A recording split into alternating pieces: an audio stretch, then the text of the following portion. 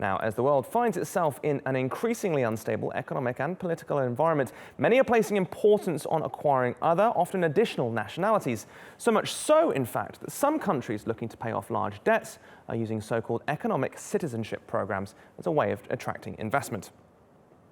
In 2014, it was estimated that the passport market was worth $2 billion globally. That's roughly the same as the GDP of Liberia in West Africa. The Caribbean nations are considered to be the world's epicenter when it comes to selling passports. Last year alone, they collectively sold over 2,000 through their citizenship by investment programs.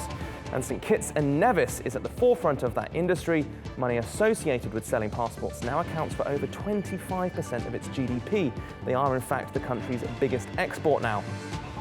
Immigration consultancy firms say the demand is highest among investors and those feeling instability in their home countries, as well as those engaged in slightly more nefarious behavior, like criminals. They say the business has almost doubled in size since the Arab Spring.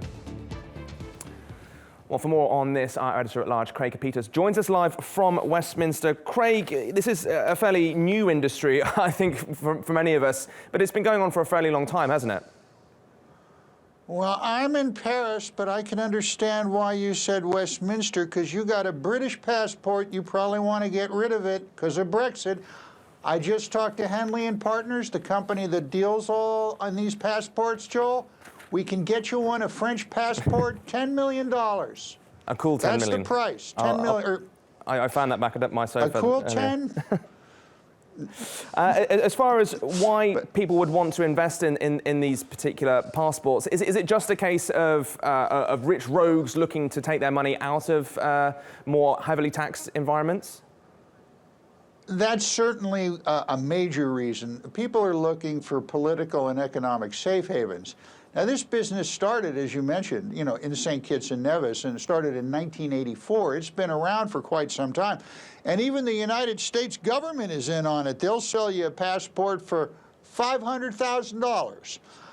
There are some strings attached, but you can get one. If you got the cash, you can get another passport. And what's interesting about it, these are real money makers for the countries. Mm-hmm.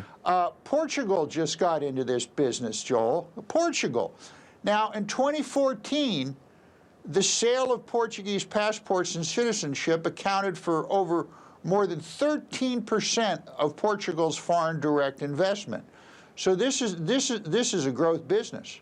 Is it something you do expect to grow then? I mean, many of us from the outside might look at this and say that's a very curious, very interesting, perhaps even slightly dodgy way of getting citizenship for foreign countries. Is this something that is completely above board and something you expect to continue? Dodgy?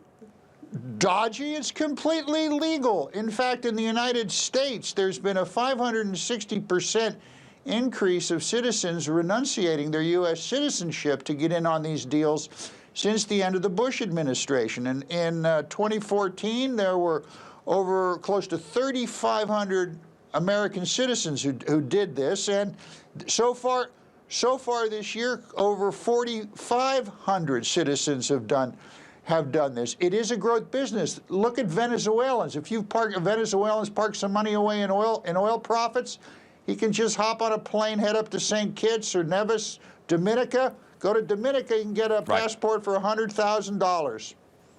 Unfortunately, for the rest of us who don't have that sort of money, I think we'll have to make do with our own nationalities for now. Craig, many thanks in Paris, of course.